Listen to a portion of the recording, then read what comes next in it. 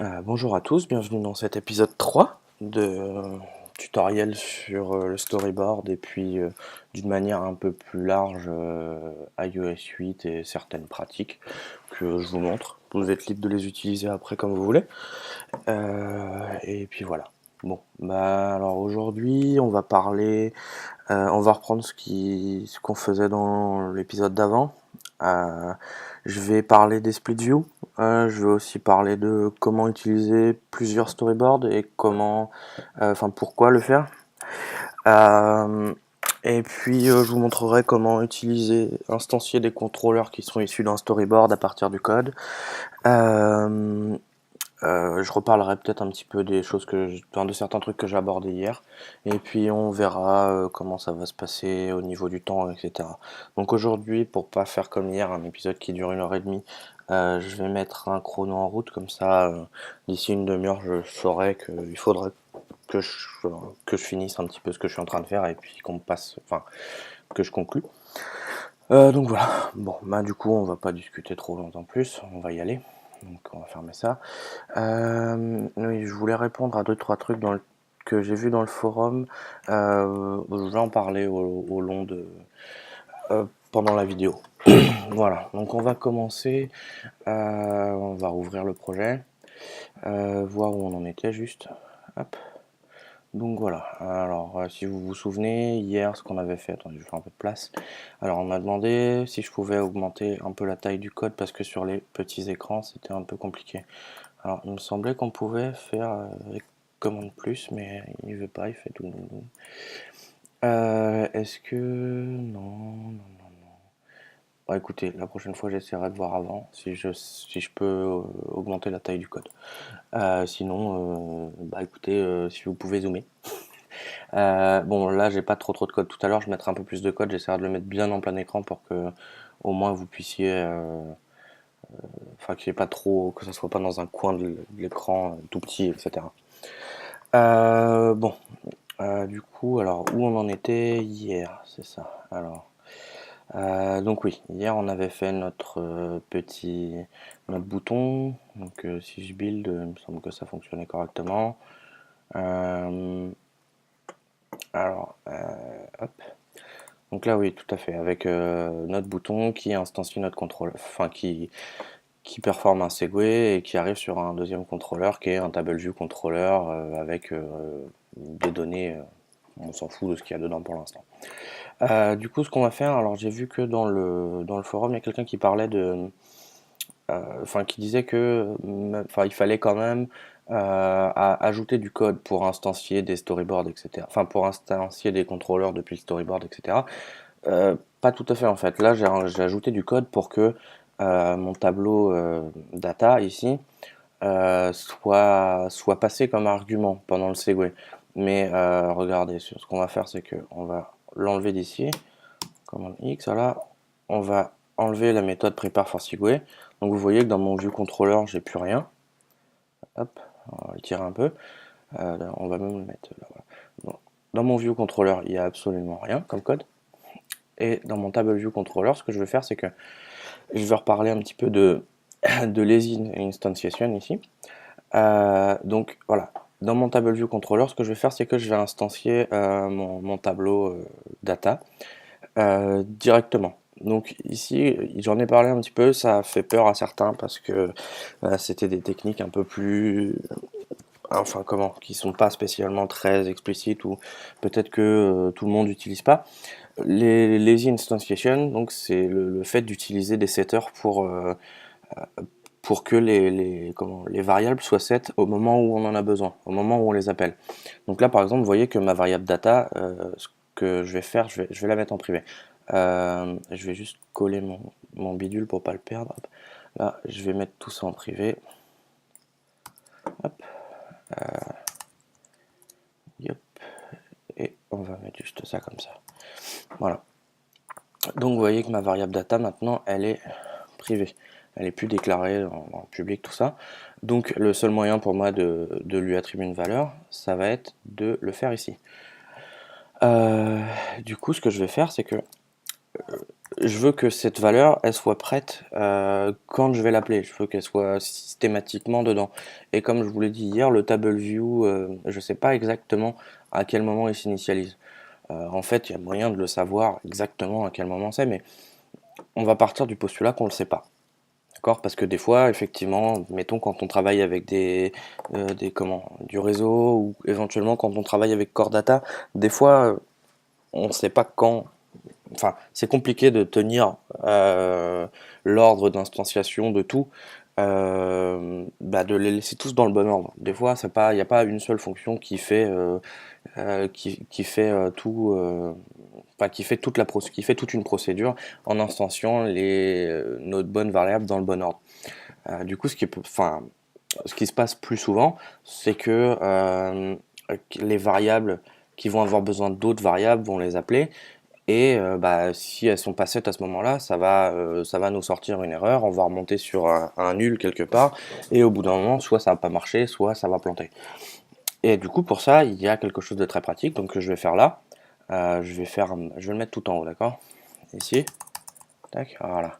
Donc ça marche pareil en Swift, puisque en Swift, on peut faire les variables, on peut avoir des setters et des getters.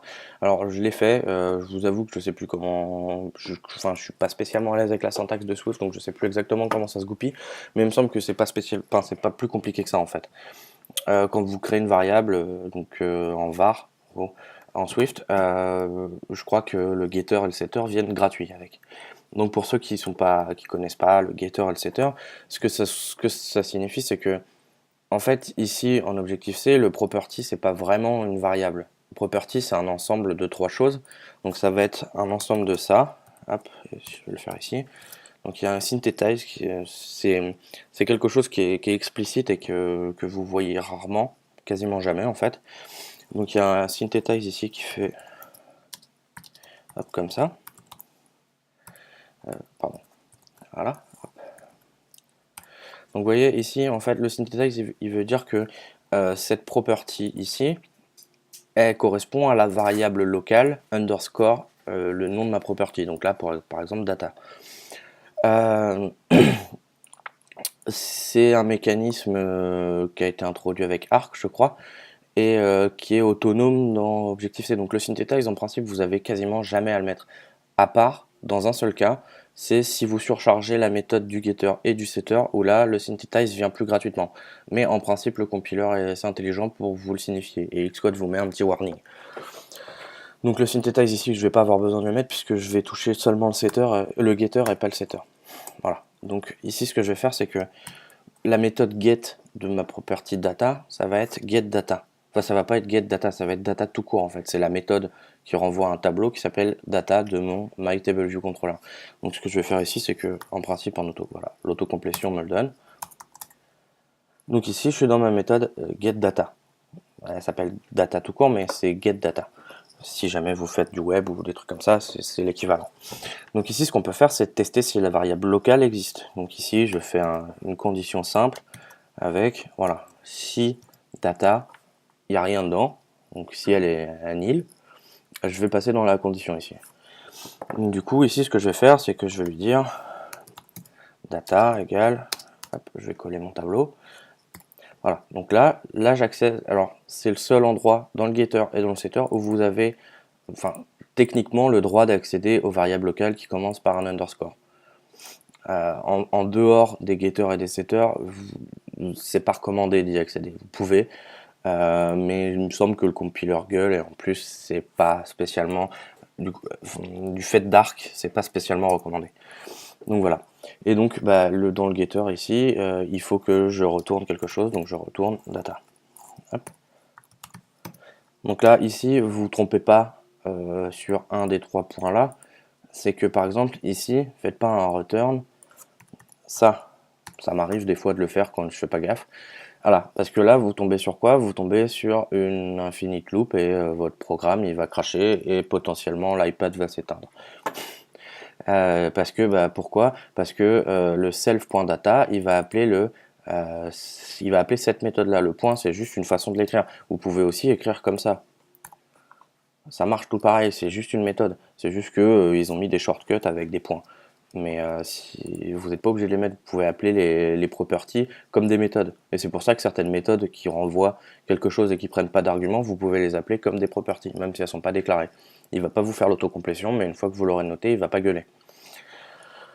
Et donc voilà, faites pas ça parce que concrètement, ce que ça correspond à faire, c'est que il va rentrer, quand on va appeler notre data quelque part, il va rentrer dans la méthode. Bon, et la première fois, il va définir le contenu de la variable locale. Et ensuite, il va essayer de retourner ce que renvoie la méthode data, donc celle-ci, donc il re-rentre dedans et la boucle est bouclée. Et du coup, on sort plus et on arrive dans une infinite loop. Donc essayez de pas vous gourer. Voilà, comme ça marche. Du coup, faut pas oublier, de toute façon, il vous laisse pas oublier, mais faut pas oublier de mettre le return. Et donc voilà. Et donc ici, je suis sûr que à n'importe quel moment dans mon programme, quand je vais appeler mon self.data, ici, il va passer dans le if et il va me le, enfin, s'il y a rien dedans, il va passer dans le if, il va l'attribuer les valeurs qui correspondent et il va me le renvoyer. Donc c'est plutôt pratique. Comme ça permet qu'on ait des éléments qui s'auto-set. Alors là, par exemple, comment, c'est un tableau. Il n'y a pas spécialement, enfin, c'est un tableau de constante. J'aurais pu faire une constante quelque part et puis pas utiliser du tout de property ou quoi. Mais l'idée, c'est plus si vous avez par exemple, mettons un modèle et que votre modèle, vous voulez y accéder dans votre classe, mais pas forcément toujours au même moment, etc. Et que, mettons, il consomme un peu de ressources et que vous voulez pas systématiquement l'instancier quand vous chargez votre classe, eh ben, il suffit de mettre le modèle alloc_init ici, dans le getter, et comme ça, vous l'instancierez uniquement quand vous en avez besoin. Et donc éventuellement, si jamais, par exemple, vous avez reçu un did receive memory warning et que vous avez flushé votre modèle, parce qu'il consomme beaucoup de mémoire, et ben la prochaine fois que vous voudrez l'utiliser, ça posera pas de problème, ça va pas vous mettre un nil, vous n'avez pas besoin de faire de test, parce que tout est géré là-dedans. Donc ça, c'est plutôt pratique. Et donc ça a un nom. Enfin, je sais pas si c'est le nom officiel, c'est le nom que Paul Agarty y donne. C'est le lazy instantiation. Donc du coup, traduit en français, ça donne vulgairement l'instanciation des feignants. C'est plutôt vrai. C'est plutôt pas mal et ça sert. Après, c'est pas dans tous les cas, mais dans certains cas, ça sert. Vous verrez, si on parle de Core Data, j'ai vu dans le forum que quelqu'un voulait que je parle un petit peu de Core Data, donc j'en parlerai. Quand on va parler de Core Data, vous verrez que les instantiations, ça vient avec. Et il y en a qui sont dans le code qui est auto-généré par Xcode, il y en a. Donc soyez pas surpris si vous le voyez. Excusez-moi. Donc voilà. Donc là, vous voyez que il y a plus de dans ce contrôleur-là, il n'y a plus aucun code pour instancier mon TableViewController. J'ai absolument aucun code décrit. J'ai juste le code qui permet d'afficher ce que je veux dans mon TableViewController. Mais vous allez voir que ça fonctionne exactement comme tout à l'heure. C'est juste que tout à l'heure, c'était pas le même contrôleur qui possédait les données. Voilà. Et donc, comme je vous disais tout à l'heure, si vous êtes si vous développez en Swift, etc., vous avez sans doute pas l'habitude de l'utiliser. Mais en Objective-C, il y a des trucs des macros en fait qui permettent de pas avoir de chaîne de caractères en dur dans son code directement. Ou vous voyez comme là par exemple. En fait, c'est des macros qui sont exécutés par le pré-compiler avant. Et donc ça commence comme ça. Donc je la mets tout en haut, mais vous pouvez la mettre n'importe où en dehors, n'importe où dans votre code. Peut-être pas dans une méthode, mais en dehors des méthodes, ça pose pas de problème. Et donc du coup, c'est sous la même forme qu'un import. Vous voyez, ça se colore de la même couleur aussi. Tout ce qui se colore de cette couleur-là, c'est que c'est du pré-compiler. Donc votre code est lu toute une première fois et toutes ces opérations-là sont effectuées avant que votre code compile. Et donc là, le mot-clé c'est define. Voilà, vous voyez, define macro. Et dans le define, après, vous mettez donc un nom. Donc par exemple, on va mettre mes données. Hop, et on lui met ce qu'on veut dedans. Si vous voulez mettre une chaîne de caractères, vous pouvez, un entier, vous pouvez, un tableau, vous pouvez même mettre une fonction, un appel à une fonction, ce que vous voulez. Alors là, par exemple, vous voyez, j'utilise pour mettre un tableau. Et du coup ici, eh ben, je peux faire un, hop, en principe, voilà, il fait l'autocomplétion. Et en fait, ce que ça va faire, c'est que le compiler, avant de compiler, va faire tourner, va exécuter toutes les informations qui sont comme ça. Donc le define ici, il va remplacer toutes les fois où il trouve la clé ici par la valeur ici. Donc là par exemple elle s'affiche qu'une fois, donc du coup il va la remplacer. Et on va faire pareil pour l'identifieur de ma cellule. Voilà. Et du coup ici on peut faire, hop, on va l'appeler cell ID. Voilà. Et ici, je vais remplacer ça par cell ID. Avec une majuscule. Hop, voilà. Donc la norme veut qu'on les nomme avec une majuscule en premier caractère pour les différencier des properties ou des variables qui sont en camel case mais avec une minuscule en première lettre. Donc voilà, ça c'est facile de les retrouver, en plus de la coloration syntaxique. Et du coup, vous voyez que là, si j'exécute mon code, encore une fois, ça me donne exactement la même chose. Voilà. Sauf que la seule différence entre, vous voyez, utiliser mes données, parce que là, vous vous dites, du coup, le data, il sert à rien. Je pourrais utiliser directement la macro ici, et là, et là, et partout, j'utilise le self.data. Sauf que la différence, c'est que le précompiler, il va remplacer toutes les occurrences de ça par cette valeur-là.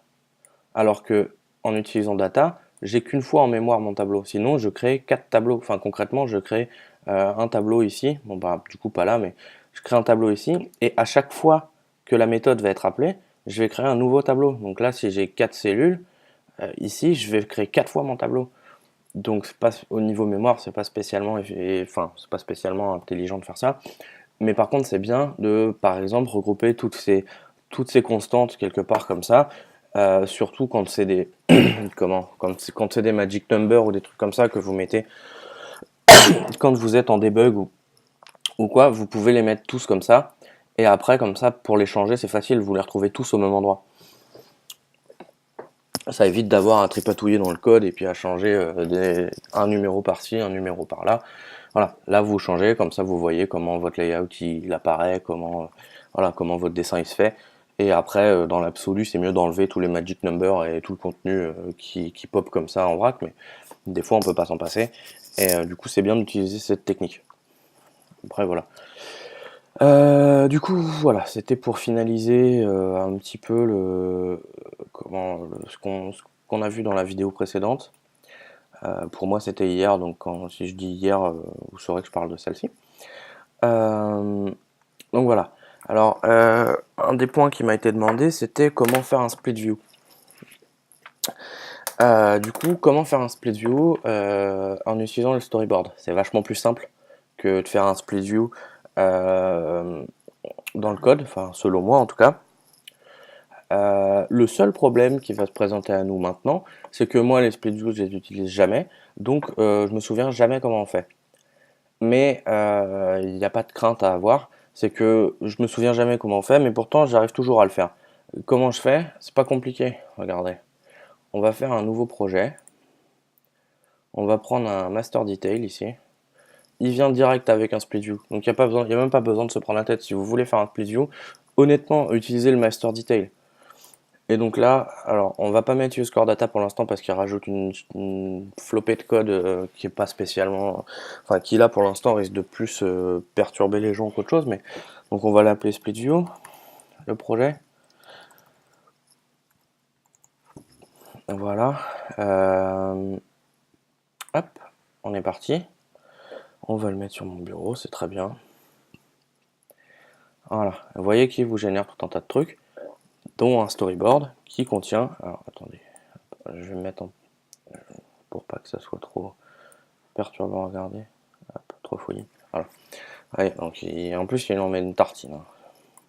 Donc le split view, il vient avec un split view controller, le master, donc la vue qui est à gauche, enfin la vue qui gigote, Elle vient avec un navigation controller et un table view controller.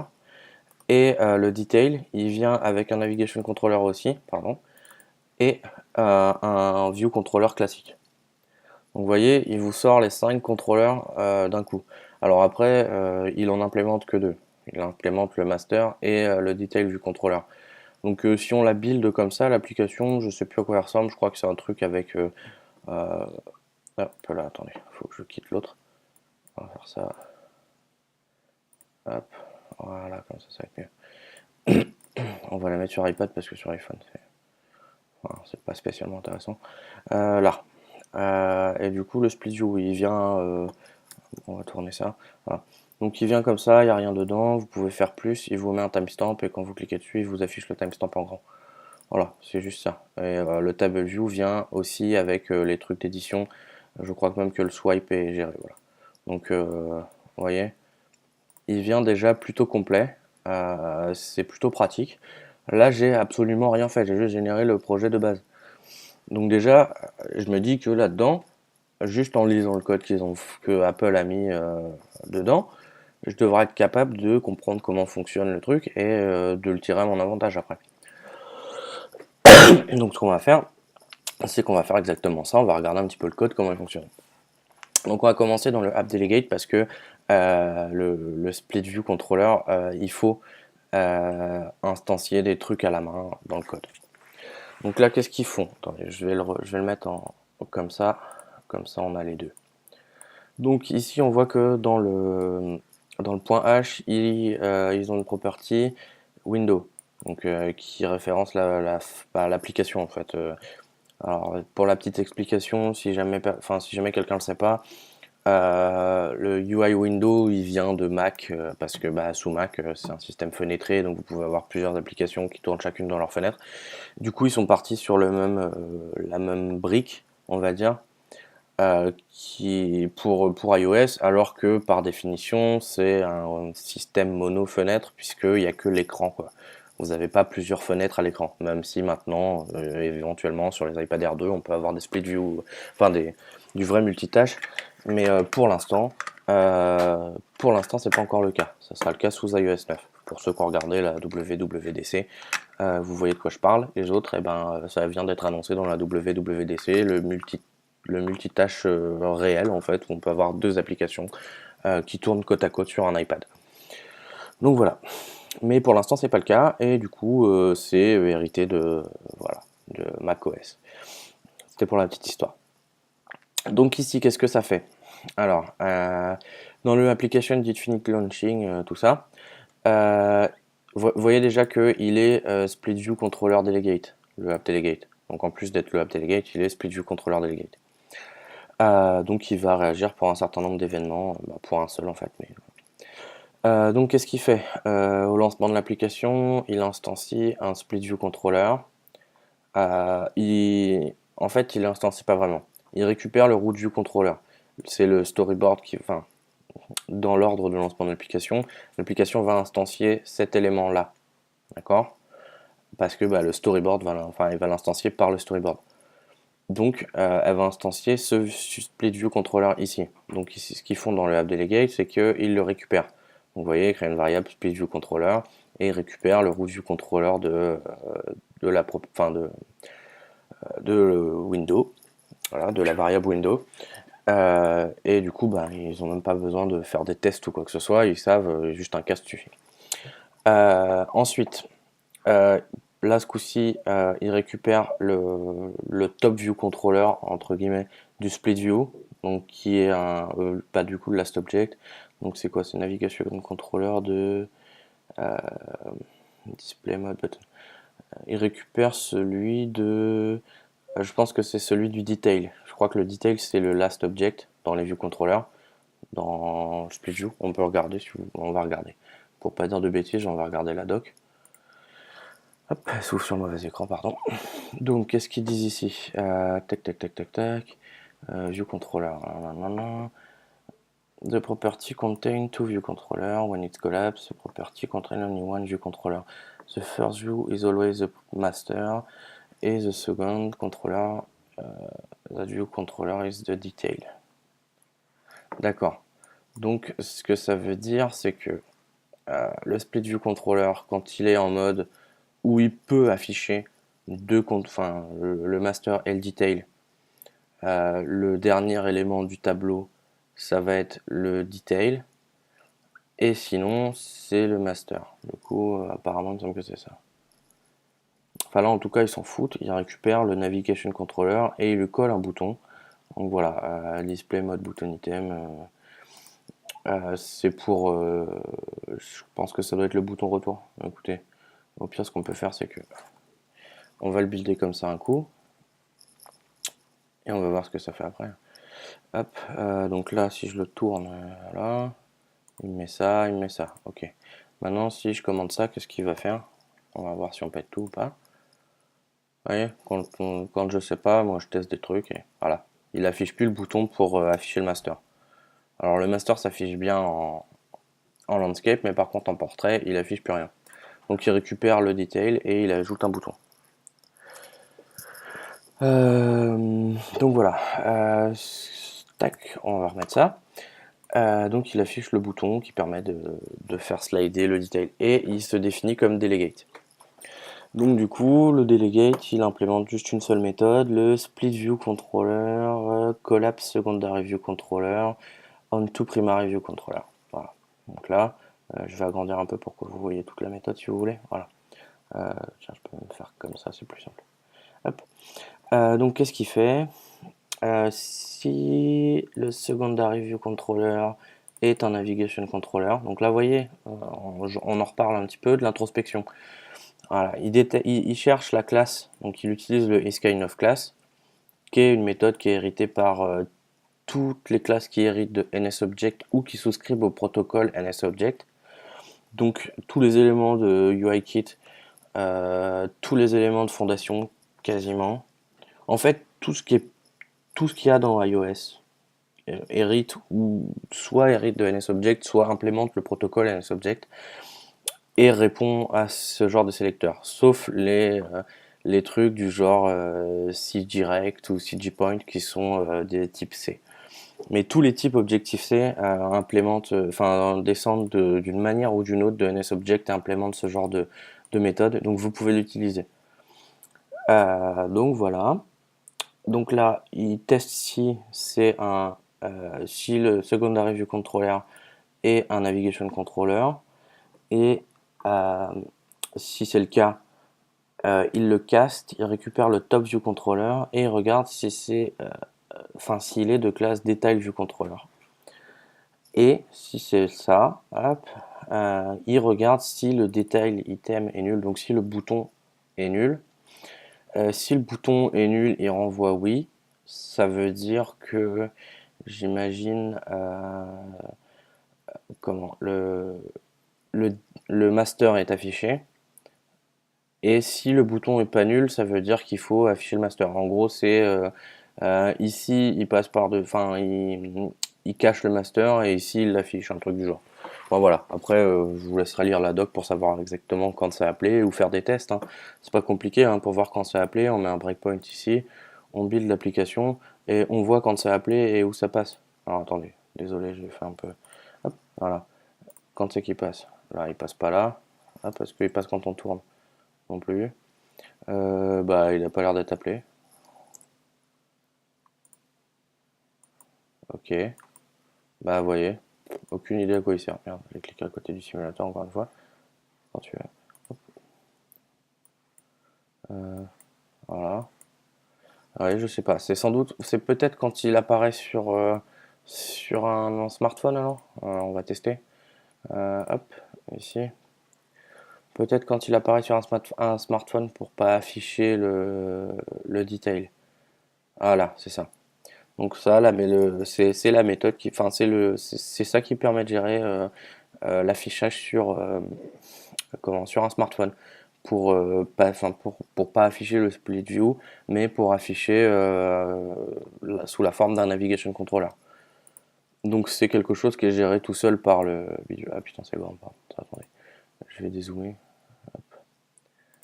C'est quelque chose qui est géré tout seul par. Vous voyez, là je viens de le builder sur iPhone, vous voyez que j'ai touché absolument rien dans le code.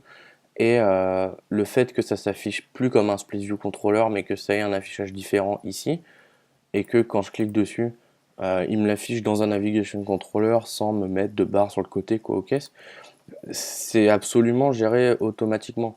Vous voyez, même en landscape où il n'y a pas de souci. Et ça vient, enfin ça vient gratos quoi. Vous créez juste le projet master detail et pouf, c'est dedans quoi. Donc on va passer un petit peu dans le détail. Je vais accélérer un peu parce que je pense qu'au niveau du temps, je dois être commencer à être short un peu. Euh, ouais, ça va pas tarder à sonner. Donc du coup, je vais me manier. Donc là, on est dans le master. Donc vous voyez, alors ici ils implémentent le awake from nib parce que je sais pas trop si on en parle dans le cours, mais quand vous instanciez une classe en règle générale en Objective-C, si vous faites que du programmatique, même pour instancier un contrôleur, etc., vous faites alloc init, comme tout le monde. Quand c'est le système qui le fait tout seul depuis un storyboard, il passe pas par le alloc init, il passe par le awake from need. Donc c'est la méthode, en gros c'est la méthode qui le désérialise depuis le storyboard et uniquement depuis le storyboard. C'était ma sonnerie du Tardis. Donc je remets un petit quart d'heure pour... Voilà. Donc, oui, comme je disais, c'est la méthode qui alors le désérialise, imaginez-moi avec des air quotes, d'accord? C'est pas vraiment désérialisé, mais c'est celui qui le sort du storyboard. Et du coup, c'est cette méthode-là qui est appelée. Il appelle pas les init, ou alors, je sais plus, un certain init, mais il passe pas dans tous. Donc, si vous voulez faire des trucs au moment où votre contrôleur est créé et que vous travaillez avec un storyboard, c'est dans le awake from nib qu'il faut faire. Donc vous n'oubliez pas d'appeler le super. Voilà. Et donc ici, qu'est-ce qu'il fait? Il récupère l'idiome du téléphone. Donc c'est là qu'il va gérer le fait de s'afficher en mode split view sur un iPad et en mode juste navigation controller sur un iPhone. Donc là, Clear Selection and View will appear, donc il définit ses fonctions tout seul, je sais pas exactement ce qu'il faut. Preferred content size, donc il définit sa taille préférée, tout ça. Donc ça, si vous utilisez le split view en programmatique, vous savez sans doute plus que moi ce que ça veut dire, parce que moi c'est des trucs que j'ai jamais. Quand j'utilise des split view, je prends toujours ce qui existe et je les laisse quoi. Donc j'ai une vague idée de ce que ça fait quand j'ai envie de changer un comportement basique. J'arrive à m'en débrouiller, mais sinon je rentre pas spécialement trop dans le détail en fait. Parce que bah y a pas spécialement besoin, c'est général dedans, donc je vais vous dire, bon, je m'en fous un peu. Donc voilà. Ensuite ici, le view did load, qu'est-ce qu'il fait? Donc là, dans le master, c'est un table view controller, donc il met le edit button dans la navigation bar. Qu'est-ce qu'il fait? Il récupère comment? Il récupère une référence vers le détail pour pouvoir le changer quand il est en split view. Comme ça, dès qu'on va cliquer sur le tableau, il va pouvoir mettre à jour le détail tout seul. Le did receive memory warning, je ne sais pas si vous l'avez vu. Concrètement, c'est ce que j'en ai parlé tout à l'heure, c'est pour ça que je m'arrête un petit peu dessus. C'est ce qui est appelé par le système quand votre application bouffe trop de mémoire. Et en principe, il l'appelle dans toute la hiérarchie de vue. Il part de la vue qui est tout en haut et il descend dans la hiérarchie jusqu'à la vue la plus basse, donc jusqu'à la root view de votre hiérarchie. Et en fait, il l'appelle dans chacune. Et l'idée, c'est que dans cet endroit-là, vous libérez le contenu qui peut être recréé quand l'application, enfin quand l'écran en question, le contrôleur en question va revenir à l'écran. Donc en principe, il l'appelle pas sur l'écran qui est tout en haut, je crois, parce que du coup, il est tout en haut. Mais il l'appelle dans tous ceux qui sont en dessous. Et donc c'est là où vous voyez que ça peut être intéressant d'avoir de la lazy instantiation, parce que à ce moment-là, toutes vos variables qui existent, vous les mettez à nul, toutes celles qui peuvent être recréées facilement. Et du coup, quand votre vue va réapparaître et que vous appellerez ces variables pour charger votre tableau ou charger des images ou quoi, elles vont se recréer automatiquement si jamais elles ont été vidées. Mais si elles n'ont pas été vidées, elles vont pas se recréer. Voyez? Donc voilà. Ça fait partie de, enfin c'est là où on trouve toute son utilité. Donc ici, il y a quoi? Insert new object, donc c'est la méthode quand on ajoute quand on appuie sur le bouton plus. On rentre pas dans le détail, hein, vous avez tous vu comment ça marchait pour insérer des données dans un tableau. Ici dans le prepare for segue, c'est parce qu'il fait un segue à chaque fois entre les éléments des collection view, du split view. Donc à chaque fois qu'il va instancier un nouveau contrôleur, il fait un segue. Donc il change les boutons, il récupère l'instance du détail view controller, etc. Il le met à jour, enfin bref. Et ensuite vous avez les méthodes standards du table view, donc number of section, number of row, le cell at index path, là les méthodes pour l'édition, et voilà, c'est tout. Et ici on a le détail, dans le détail il y a juste une méthode pour mettre le détail qui va configurer la vue, et puis voilà. Et si jamais la vue n'est pas configurée, ils appellent aussi la méthode dans le view did load, ça pour le premier qui se charge, la vue se configure. Vous voyez, comme je vous disais la dernière fois, ici et là, ils appellent les deux méthodes, parce que même eux, ils savent pas exactement dans quel ordre, en fait, ils doivent le savoir, mais par sécurité, ils le mettent aux deux endroits. Donc quand on définit le détail, il va configurer la vue, et quand on charge, il va configurer la vue. Donc même si on change le contenu du détail à chaud, il va remettre la vue à jour tout seul. Et pareil, quand la vue charge, il va mettre la vue à jour aussi. Du coup, voilà pour ça. Et vous voyez que là, ils l'ont appelé dans le setter. Donc l'inverse de ce que je vous disais tout à l'heure, quoi. Tout à l'heure, j'ai parlé du getter. Ça, c'est la deuxième partie qui vient pour gratos. C'est le setter. Et donc le setter, il est sous cette forme-là. C'est le nom de votre propriété avec une majuscule au début et set devant. Donc là, la propriété s'appelle detailItem avec un D minuscule. Du coup, le setter s'appelle setDetailItem. Et il prend un objet du type que vous avez passé. Donc là, le detailItem, c'est un ID. Donc, il prend un ID. Si jamais j'avais mis que c'était une string, il prendra une string. Et c'est une méthode qui est implémentée, qui vient gratos. Si vous la réimplémentez pas, elle est implémentée comme ça, en fait. Voilà. Il n'y a juste pas ça. Donc après, vous, quand vous la réimplémentez, il ne faut pas oublier de le remettre, ce qui est de base dedans. Donc voilà, l'attribution dans la variable locale de ce qu'on envoie à la fonction.